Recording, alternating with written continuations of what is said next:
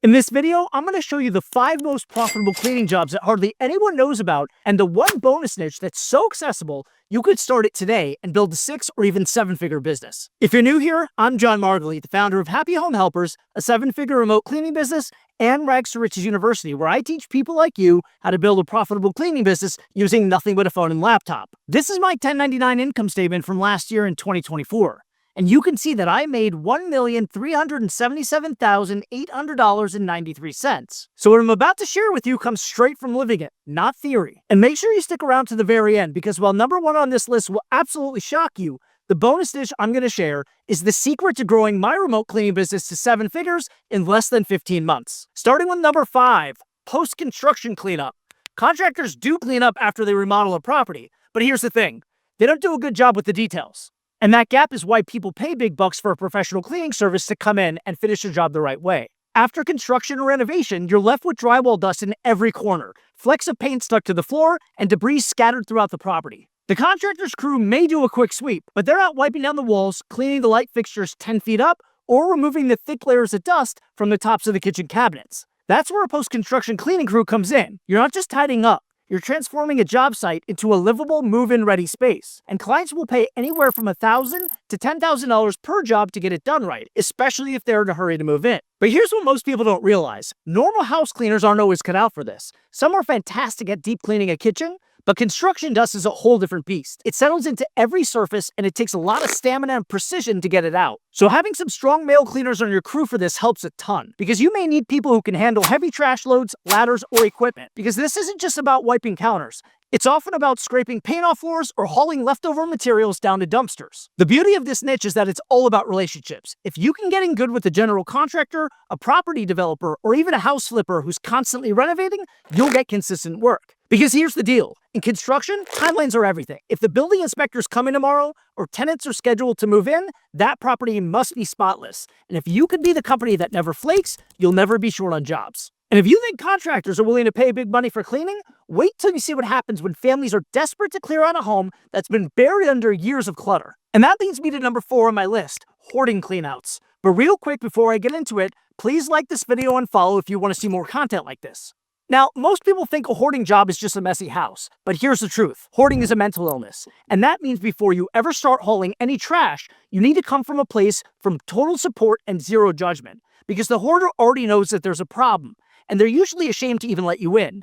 That's why before I ever accept a hoarding job, I have a very serious conversation with the client, and I tell them straight, I need you to trust me through this process, because we're about to eliminate a lot of things in your home that you don't actually need. But if they're not ready to move on, if they're not ready to finally throw things away, the job won't stick. But when they are, that's when the transformation happens. Now here's where it gets interesting. Hoarder cleanouts aren't just about big-ticket one-time jobs. They're also one of the easiest ways to land recurring clients. Why? Because if you walk away from that first cleanup, chances are they'll fall back into their old habits. But if you come back every week or two, keep that home maintained, and help them build new routines, suddenly you're not just a cleaner. You're part of their recovery. And when that happens, they can't live without you. I've had plenty of clients who started as hoarding jobs, and years later, they're still paying me for weekly cleaning. But now, let's talk about the reality on the ground. These jobs are tough to stomach. Sometimes you find roaches, expired or rotten food, and things are so nasty that some cleaners just can't handle it. But that's also why the checks are so big. Families will pay $2,000 all the way up to $20,000 to have a hoard eliminated. And then you can upsell them into recurring maintenance that turns into steady income for years.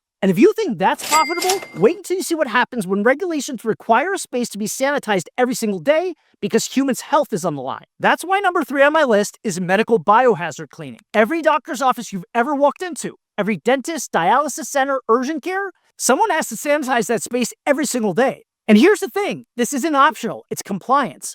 Bloodborne pathogens, OSHA standards, local health regulations, if they cut corners, they can get shut down. That's why medical cleaning is so profitable. Because unlike residential clients who might cancel on a whim sometimes, medical facilities don't get to say, not this week. They have to pay no matter what. And that's where the money is, recurring contracts. We're not talking about one-off deep cleans. We're talking about $2,000 to $20,000 a month every month. I call these sticky clients because once you land them, they don't leave. Because medical directors hate change. If you're reliable, compliant, and invisible in the background, you'll keep that contract for years. So what does it take to get into it? Well, you'll need certifications.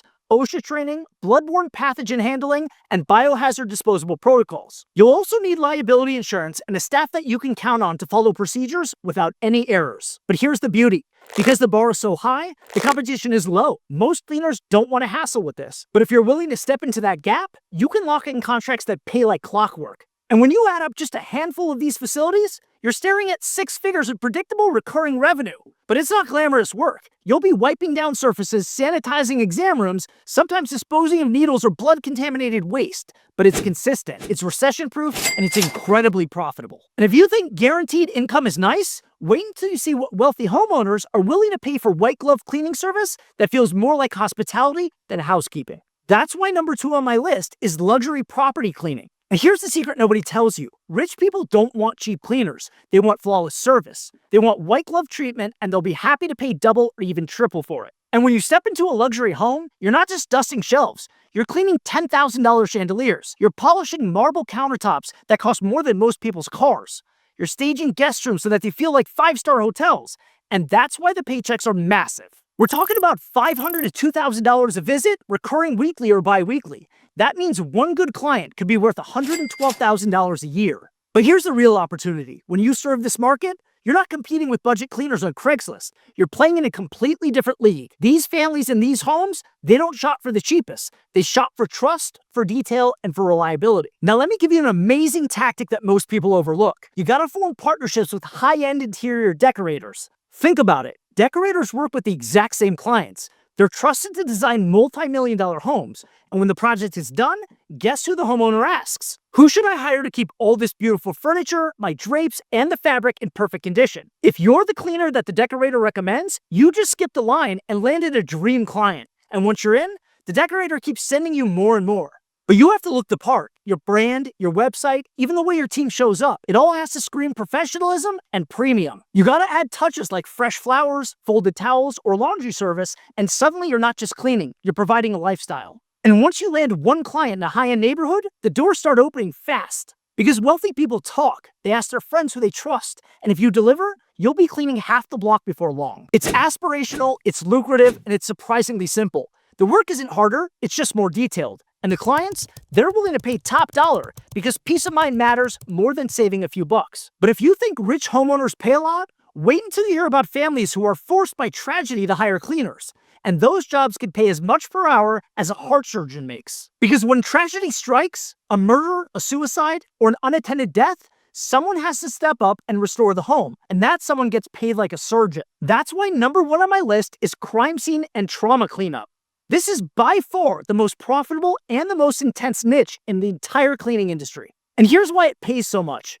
Families can't do it themselves. It's unsafe. Landlords and property managers can't rent or sell the unit until the site is professionally remediated. And insurance often covers the cost, which means that the clients don't even blink at a 5-figure invoice. That's why these jobs range from $5,000 to $25,000 per cleanup. And in extreme cases, I've seen bills hit $50,000. But here's the flip side. This is not easy work. It's emotionally intense. You're walking into scenes that most people couldn't stomach. And the truth is that you need people who not only have strong stomachs, but who can show compassion. Because you're not just cleaning blood off of a floor. Sometimes you're giving a grieving family their home back.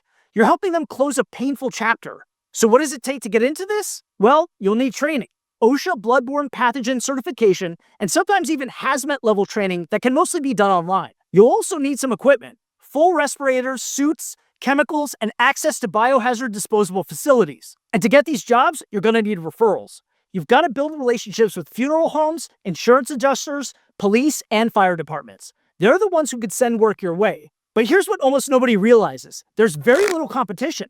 Most cleaning companies don't want the headache. And they don't want the emotional weight, which means that if you can handle it, you can dominate your market. It's dark, it's heavy, but it's also one of the only businesses in the world where you can walk away from a single job with a check bigger than what most people make in a month. But since all this might sound intense, here's a bonus niche that's way more approachable and it's exploding right now. Airbnb cleaning. It's the easiest way to make a ton of money in the Airbnb ecosystem without having to buy or rent a property. So there's no risk and no need for capital. And here's why it's profitable. Airbnb properties need to be cleaned much more. And because of that, they generate a lot more cash a lot faster. And here's the best part. The cleaning fees are paid by the host, not the guest. So to the host, it's just a business expense, unlike my clients who live in their homes and pay for service out of their disposable income. The cleaning is also much easier and much faster because short-term rentals don't have any clutter. Nobody lives there. So my cleaners get in and out fast and they can do more jobs per day. To start this, all you need to do is create a free Google Business profile. That way hosts can find your business when they search online. And they always need reliable cleaners, so there are plenty of searches in your city every day. You'll want to reach out to property managers and real estate agents so you can form strategic partnerships. And you can also join Airbnb Facebook groups. You'll be surprised how many property owners you'll find in those. There's very low barrier to entry, and it's easy to start with just a phone and a laptop. This was the key to growing my own 7-figure cleaning business with the exact model. Sure, crime scene cleanup pays a ton, but Airbnb cleaning is the niche that anyone can start today and turn into a 6 or even a 7-figure business. So there you have it, the 5 most profitable cleaning jobs plus 1 bonus niche that almost anyone can jump into right now. If you've gotten value from this, hit the like button so more people can see it, and subscribe because I drop new videos every week on how to build cleaning businesses that give you freedom. And be sure to drop a comment. And I want to know, out of these 6, which one would you choose? Now you know that cleaning businesses don't have to be low-paying grunt work. If you pick the right niche, you can charge high-ticket prices, work fewer jobs, and build a 7-figure business that most people don't even know exists. Go for it. I'll see you in the next one.